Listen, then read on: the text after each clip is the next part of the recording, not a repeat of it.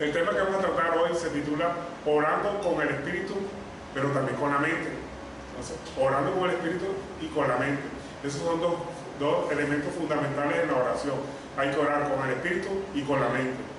Para lo cual invito a que abran su Biblia en 1 Corintios 14:15. Orando con el Espíritu y con la mente, el tema que vamos a tratar en el día de hoy. 1 Corintios 14:15 dice: que pues oraré con el Espíritu, pero oraré también con el entendimiento. Cantaré con el Espíritu, pero cantaré también con el entendimiento. Entonces vemos aquí dos factores importantes, que tenemos que orar en el Espíritu, pero también orar con el entendimiento. También tenemos que cantar en el Espíritu, pero también tenemos que cantar en el entendimiento. ¿Qué quiere decir esto? Que la primera que la oración es una comunicación con Dios. Tenemos que tener en cuenta, o claro eso, que cuando nosotros oramos nos estamos comunicando con Él, ya sea con nuestras propias palabras o siguiendo una alabanza ya prescrita, establecida, con música. Entonces la oración es una comunicación con Dios que podemos hacer de forma espiritual y en forma intelectual. O sea, los dos factores están íntimamente relacionados. Si lo hacemos espiritual e intelectual, implica que el Espíritu Santo es el que nos guía, siendo emocionalistas y reflexivos, porque tenemos que, a la oración tenemos que ponerle emoción, tenemos que ponerle reflexión a la oración, pero también tiene que ser intelectual. ¿Qué quiere decir que una oración tiene que ser intelectual también? Que tiene que estar guiada por la palabra de Dios. Amén. Para que no nos dejemos llevar por el simple emocionalismo, sino que todo sea guiado por la palabra de Dios. Lo que no esté en la palabra de Dios no lo hagamos, sino que todo sea seguido por la palabra de Dios. Y la palabra de Dios nos lleva a ser prudentes, a no dejarnos llevar por la emoción o por el fanatismo, simplemente estar brincando y haciendo cosas que la Biblia nos manda a hacer. En Efesios 6:18 nos dice: orando en todo tiempo con toda oración y súplica en el Espíritu y velando con ellos con la perseverancia y súplica por todos los santos. Y también sabemos que cuando nosotros leemos la palabra de Dios, nos viene la fe, porque la fe es por el oír y el oír la palabra de Dios. O sea, si usted quiere tener fe, tiene que leer la palabra de Dios. Por eso yo siempre los invito a que lean la palabra de Dios por lo menos media hora al día. Eso es lo más elemental, leerla por lo menos media hora al día y pedirle al Espíritu Santo que le dé la sabiduría si no la entiende. Y por lo menos aplicar aquellas cosas que sí entendemos de la palabra de Dios, porque hay muchas cosas que nosotros no podemos entender de la palabra, pero por lo menos sí podemos aplicar lo que el Señor nos ha revelado a través de la palabra. Lo poquitico que sabemos, apliquémoslo. Y lo que no sabemos, lo que no entendemos, pidámosle al Señor, porque el Señor nos dice en su palabra: de que esté falta de sabiduría, pídasela, yo se la daré a manos llenas. O sea que si no entendemos algo, tenemos algo importante, que el libro, la Biblia es el único libro que cuando estamos leyendo tenemos el autor al lado, el autor al que le podemos preguntar. No es lo mismo como leer un libro de García Márquez o leer cualquier autor y no sabe usted qué quiso decir ese autor, tiene que leer y releer para poder entender. Pero cuando usted está leyendo la Biblia, tiene al autor al lado, así que puede preguntarle en oración para que le explique y él lo llenará de sabiduría, porque la sabiduría es el máximo grado del conocimiento. O sea, el conocimiento comienza con la lectura de la palabra de Dios y la sabiduría nos la revela el Espíritu Santo a través de la palabra. Es el máximo entendimiento de la palabra de Dios. Ahora sí vamos a entrar en materia sobre lo que consiste la oración. Mateo, les invito a que abran su Biblia en Mateo capítulo 11, verso 2. Aquí vemos cuando los discípulos se acercan a Jesús y le dicen al Señor: enséñanos a orar, ¿sí? ¿Y qué le responde Jesús? Dice: cuando oréis, decid Padre nuestro. O sea, todos saben la oración del Padre Nuestro, ¿verdad? Pero ¿qué quiere decir Padre Nuestro? Aquí está la clave de todo el poder que Jesús tenía en la oración. Es más, los discípulos no le preguntaron: enséñanos a hacer milagros o enséñanos a predicar. No, porque ellos veían que la sabiduría que Jesús tenía en la predicación y en el hacer milagros provenía de su momento que se apartaba a hablarle al Padre Celestial en oración. Entonces, por eso los discípulos le dijeron: enséñanos a orar. No le dijeron: enséñanos a predicar, ni siquiera enséñanos a echar fuera demonios, enséñanos a sanar a personas. No, sino enséñanos a orar, porque en la oración está el poder que podemos conseguir nosotros cuando tenemos esa intimidad con nuestro Padre Celestial. Dios lo que quiere es conocerlo. También así que muchas personas dirán en aquel momento en que se encuentren frente a Jesús: en tu nombre echamos fuera demonios, en tu nombre predicamos. ¿Y qué les dirá él? Malditos, apartados de mí, hacedores de maldad. ¿Por qué les dice así? Porque nunca los conoció, nunca tenía intimidad con él. Dios nos conoce a todos y cada uno de nosotros, pero algunos no tienen esa intimidad con Dios. Dios lo que quiere es tener intimidad con cada uno de nosotros. Y la intimidad solamente se adquiere en la oración, en el secreto.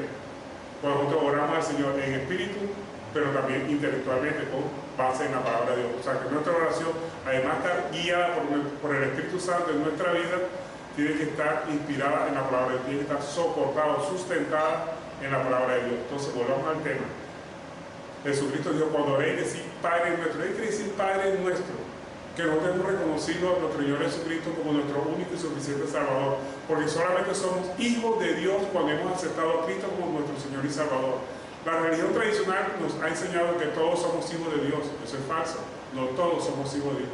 Todos somos criaturas de Dios. ¿Quiénes son los hijos de Dios? Miremos cómo dice la palabra de Dios.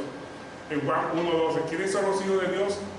Juan capítulo 1, verso 12 nos dice: mas a todos los que le recibieron, a los que creen en su nombre, le dio la potestad de ser hechos hijos de Dios. O sea, que no todos son hijos de Dios, todos somos criaturas de Dios, porque fuimos creados por la voluntad, por la mano de Dios en el vientre de nuestra madre. Todos los huesitos nuestros se formaron en el vientre de nuestra madre por voluntad de Dios, somos criaturas de Dios.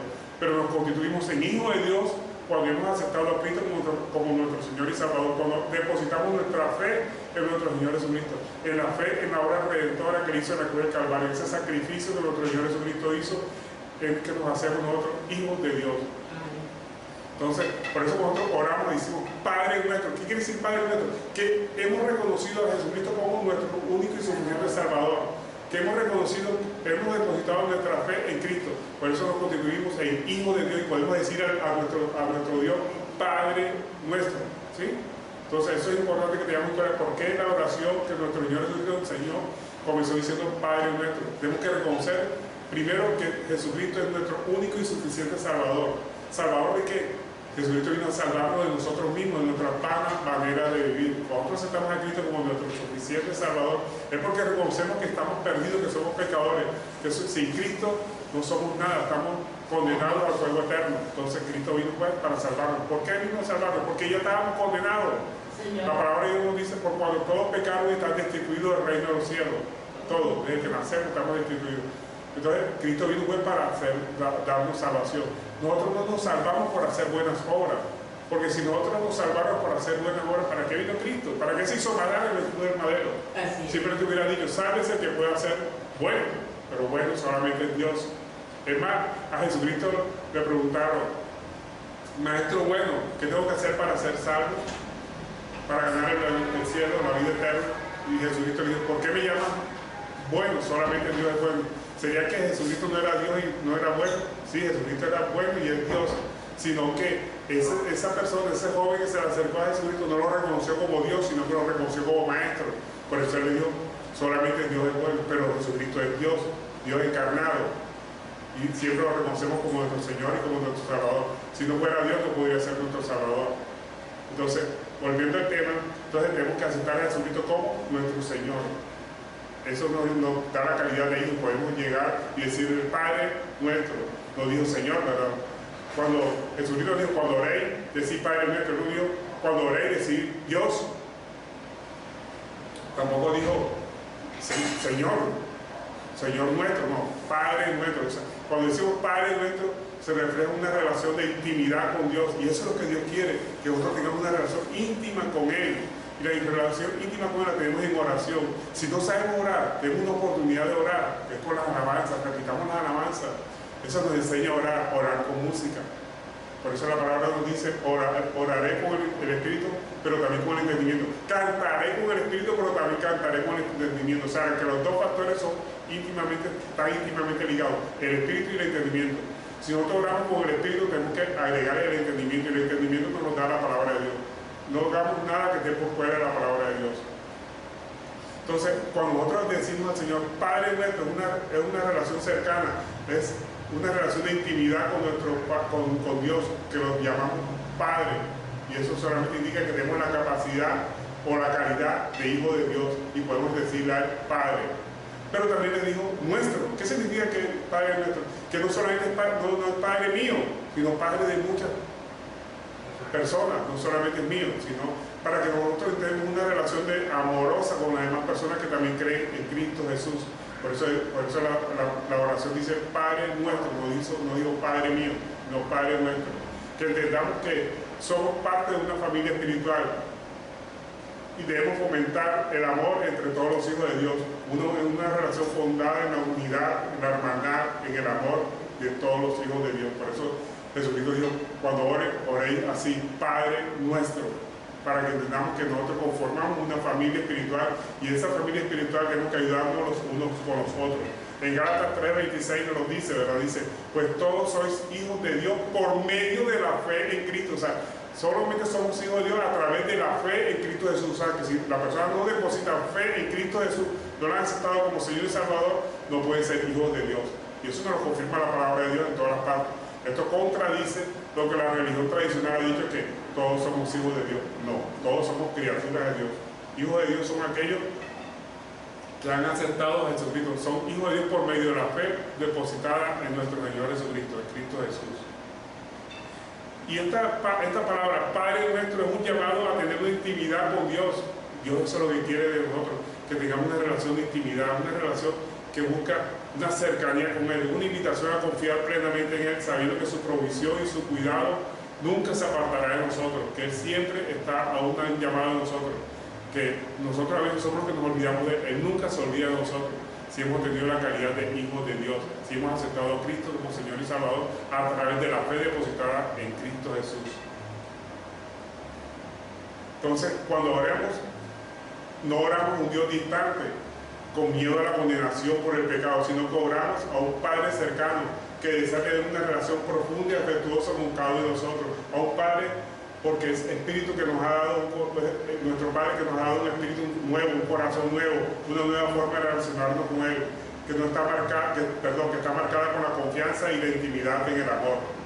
En Ezequiel nos lo confirma en Ezequiel 11:19. Miren lo que nos dice Ezequiel 11:19, que aquí está la confirmación de una promesa que se había hecho en el Antiguo Testamento, por el cual nosotros podemos buscar a Dios como nuestro Padre Celestial, cuando nuestro corazón ha sido cambiado y modificado conforme a la voluntad del Señor.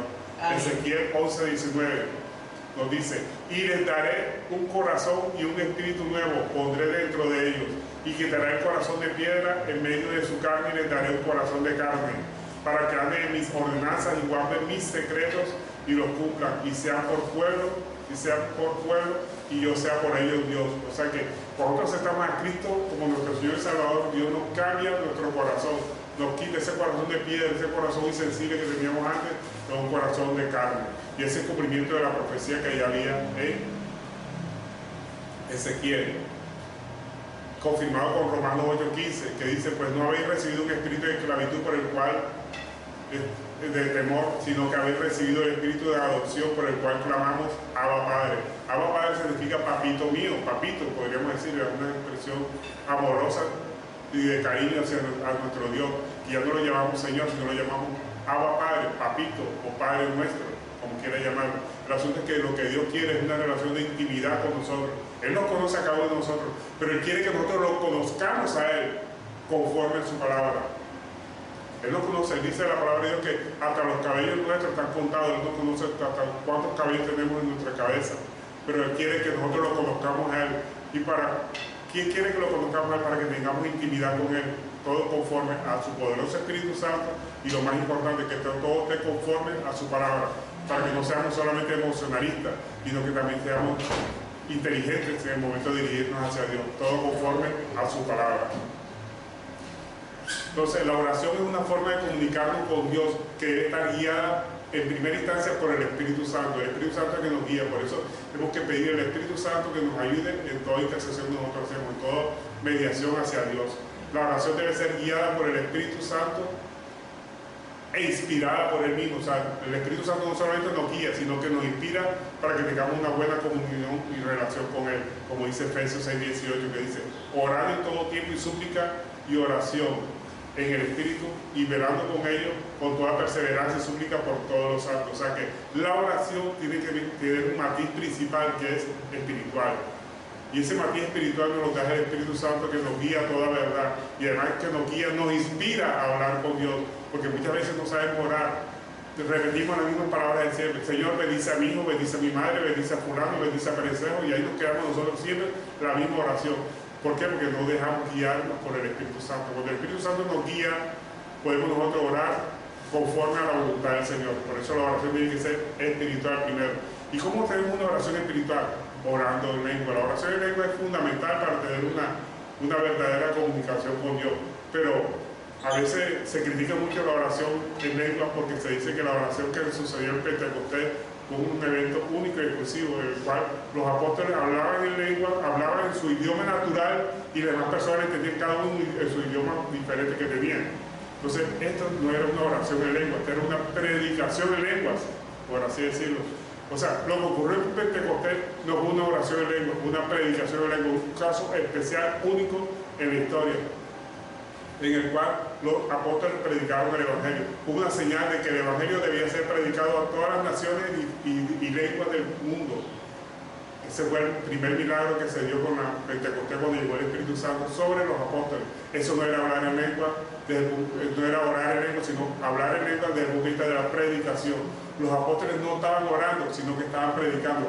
Y las personas que lo escuchaban, que eran de diferentes idiomas, le entendían. Por eso decimos que eso no era oración en lengua, sino era una predicación en lengua, en la que el apóstol hablaba su propia lengua y las personas que estaban alrededor, que eran de lenguas diferentes, le entendían. Todo por la unción del Espíritu Santo. El Espíritu Santo es el que le revelaba. Entonces vemos que esta no era una oración en lengua, sino una predicación en lengua, un caso único y exclusivo que se dio en Pentecostés. Entonces, en Pentecostés no se dio la oración en lengua, sino una predicación. Hablaron en lenguas humanas, conocida por los oyentes, pero desconocida para ellos. Y eso está en Hechos 2, capítulo 2, verso 6. Miremos lo que nos dice Hechos 2, capítulo 6, que fue lo que ocurrió en Pentecostés, cuando los apóstoles predicaron en lenguas.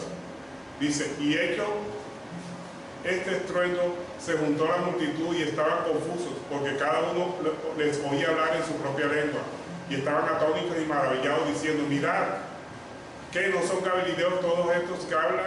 ¿Cómo es que los oímos hablar cada uno en nuestra propia lengua en la que hemos nacido? Entonces vemos aquí como los apóstoles, que eran galileos, le podían hablar a otras personas, a cretenses, a otras personas que eran de idiomas diferentes, pero ¿por qué pasaba esto? Por la unción del Espíritu Santo. Esas personas podían entender lo que les hablaban. Entonces, los apóstoles no estaban hablando en lengua, estaban predicando. Pero por el efecto del milagro que se dio en Pentecostés, las otras personas que eran de un idioma diferente le podían entender. Amén. Ahora sí vamos a ver lo que significa orar en lengua. Lo que ocurrió en Pentecostés no fue una oración en lengua. Quiero que quede claro eso. Porque muchas personas critican el hablar en lengua por lo que ocurrió en Pentecostés. ¿Qué es una oración en lengua? Una expresión verbal que no es conocida ni comprendida, ni por el que ora, ni por el que lo escucha. O sea, la persona empieza a hablar, no digamos un idioma conocido, sino un idioma completamente desconocido, para el que está hablando y para los que lo escuchan. Nadie lo entiende. No es un idioma o un dialecto humano. Nadie lo entiende, ni siquiera el que ora, ni el que lo escucha. Solamente Dios lo puede entender, porque es una oración para con Dios, para la edificación del que habla.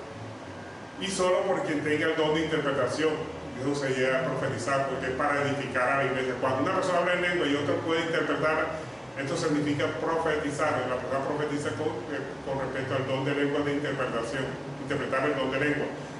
Se da para edificación de la iglesia. Pero cuando una persona habla en lengua, se edifica a sí mismo. Y eso está en 1 Corintios capítulo 14. Si usted lee 1 Corintios capítulo 14, ahí hace una distinción entre lo que significa hablar en lengua y el don de profetizar. Y obviamente el apóstol Pablo hace referencia o hace énfasis que profetizar es mayor que hablar en lengua, porque el que profetiza le habla a la iglesia para edificación, consolación, exhortación, mientras que el que habla en lenguas se edifica a sí mismo. Entonces esa es la gran diferencia entre hablar en lengua y profetizar. Pero también hay otra clase de oración en el espíritu, además del hablar en lengua, que es el hablar con gemidos. ¿Qué significa orar con gemidos? Son emitir sonidos que expresan dolor, pena o gozo, ¿verdad? Una persona empieza a llorar, a gemir desesperadamente y está orando de pronto por alguien que está pasando por un dolor o por una alegría por la que la persona está pasando. Se está identificando con el dolor, con la alegría de alguien. Eso significa orar con gemidos.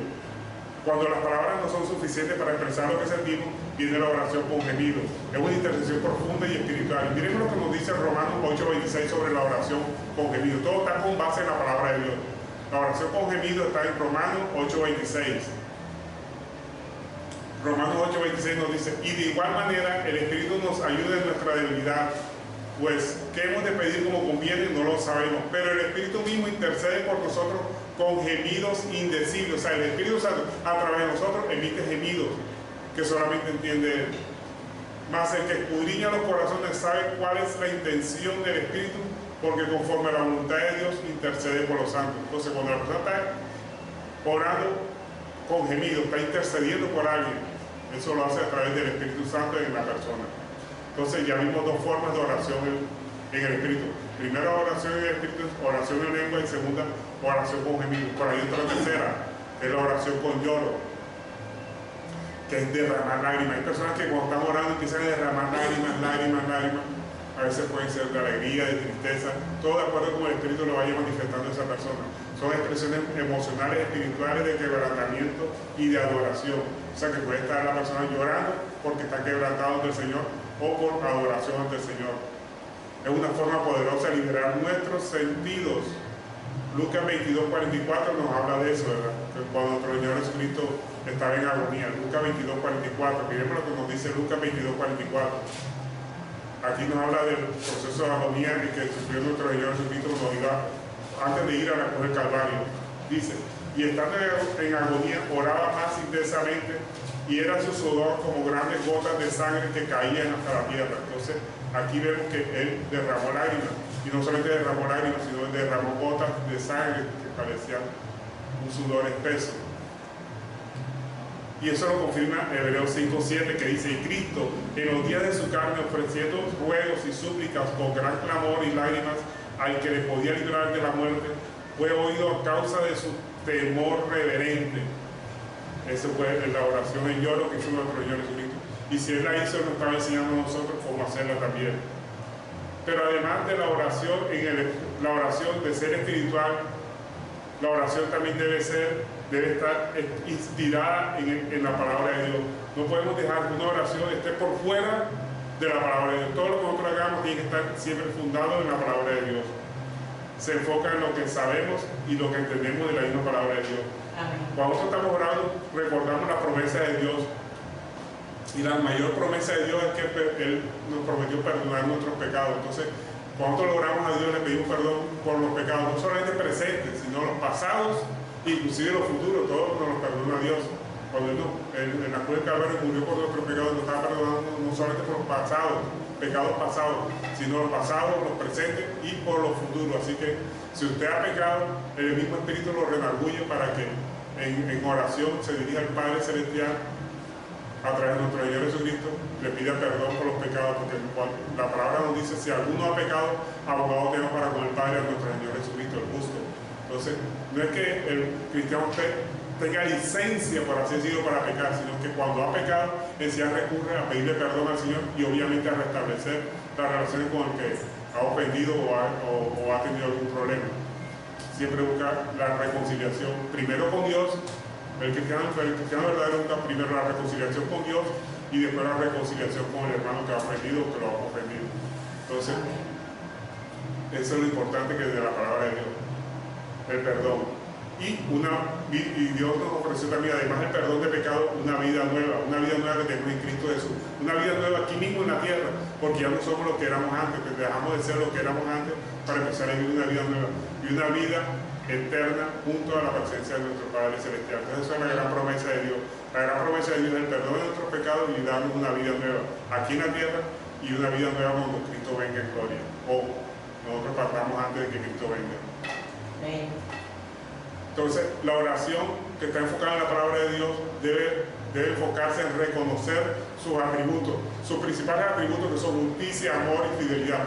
Dios tiene muchos atributos, pero los principales que vamos a resaltar son su justicia, su amor y su fidelidad, que busca glorificar a Dios, y que eso, cuando nosotros oramos espiritualmente, o sea, oramos conforme a la palabra de Dios, buscamos glorificar a Dios y ser bendición a otros. Eso es lo fundamental cuando nosotros oramos. Glorificar a Dios y ser bendición a otros, que podamos orar por otras personas que estén pasando por necesidades. Como ejemplo de una oración podríamos decir: Señor, tú prometiste que nunca nos dejarías ni nos abandonarías. Todo fundamentado en la palabra de Dios, que tú prometió nunca dejarnos ni abandonarnos. Entonces tenemos que orar siempre así: Señor, cuando estamos pasando por dificultades, Señor, tú prometiste en tu palabra. No es que Dios sea olvidadizo, sino para que nosotros nos acordemos de la promesa del Señor y vivamos conforme a la promesa de Dios. Dios no es olvidadizo, pero Él sí le gusta que le recordemos su promesa. ¿Por qué? Porque nosotros recordamos su promesa, estamos nosotros recordando que Dios nunca nos va a desamparar y que nosotros estamos viviendo conforme a su palabra de Dios y que vivimos para Él con base en su palabra. Amén. Oseas capítulo 6, verso 6, Él nos dice: porque misericordia quiere y no sacrificio, y conocimiento de Dios más que holocausto. Entonces Dios quiere que lo conozcamos. ¿Para qué quiere que lo conozcamos? Para que podamos vivir con base a su palabra, con base en su promesa, con base en su sabiduría. Él quiere que lo conozcamos, para que aprendamos a confiar en su palabra. Con la oración inspirada en la palabra de Dios buscamos su paz. La paz del hombre siempre significa ausencia de problemas, y esa no es la paz que Dios nos ha dado. La paz que Dios nos ofrece es una paz en medio de los problemas, es una paz que nosotros experimentamos a pesar de estar pasando por dificultades. Es tener la certeza que Dios está en control de todo. Esa es la verdadera paz de Dios. La paz de Dios no es ausencia de problemas como el mundo la interpreta, sino es tener la certeza de que Dios está en control de todo y que todo lo que nos suceda es para nuestro bien, como dice Romanos 8:28, ¿verdad? Que los que conforme a sus propósitos son llamados, todo lo que le ocurre es para su bien, dice Romanos 8:28. Todas las cosas le ayudan a bien. Esto es lo que conforme a sus propósitos son llamados. Entonces tenemos que tener la certeza de que Dios siempre está con nosotros ayudándonos, y que no importa el problema por el que estemos pasando, Dios tiene el control de eso. Y cuando estamos pasando por un problema, es Dios que nos está preparando o nos está quitando algo que nos falta para llegar a la altura del varón perfecto. Por lo menos miremos el sacrificio, los problemas por los que pasó Job. Job perdió su familia, Job perdió sus posesiones materiales.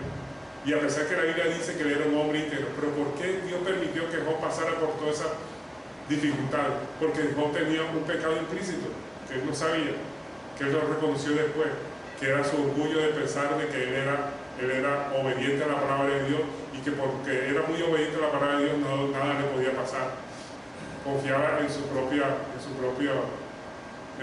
justicia de hacer las cosas bien, y que por eso Dios le iba a proteger. Entonces, en los últimos capítulos del libro de Job, vemos que dice: reconozco que he pecado delante de ti. Reconoció que él había pecado por creerse que él era salvo porque era bueno. Resulta que bueno solamente es Dios. Amén. Entonces eso es importante. Entonces, cuando nosotros oramos con base en nuestro intelecto, debemos evitar ser carnales. Debemos evitar que nuestra oración esté influenciada por nuestros deseos egoístas y personales o por vanidades. Pedir por fuera de la voluntad de Dios cosas que no glorifican a Dios ni que son bendiciones para otros. Por eso es que es importante que nuestra oración esté fundada en la palabra de Dios, porque a veces pedimos cosas que Dios no nos ha pedido que pidamos. Por lo menos pedir por la institución de un presidente, Dios no nos ha pedido por eso. Él nos ha pedido que oremos por las personas que estén en eminencia. Dios nos ha pedido que quite un determinado gobernante, sino que aprendamos a confiar que Dios, en su sabiduría, sabrá cuándo lo quita y cuándo pone un mejor gobernante. Pidámosle a Dios que aprendamos a confiar en su palabra y en su sabiduría. Amén. Entonces, dejemos de pedir conforme a nuestros deseos egoístas personales, o muchas veces por inclinaciones políticas que nos llevan a pedir cosas que están por fuera de la palabra de Dios. La palabra de Dios nos dice que nosotros tenemos que orar por todas las personas que están en eminencia para que vivamos sanos y reposadamente, y eso es lo que tenemos que hacer nosotros en nuestra oración. No dejarnos guiar por nuestros deseos egoístas personales o por vanidades. O sea, eso significaría pedir por fuera de la voluntad de Dios. No sería cosa que no glorifica a Dios ni es bendición para otros.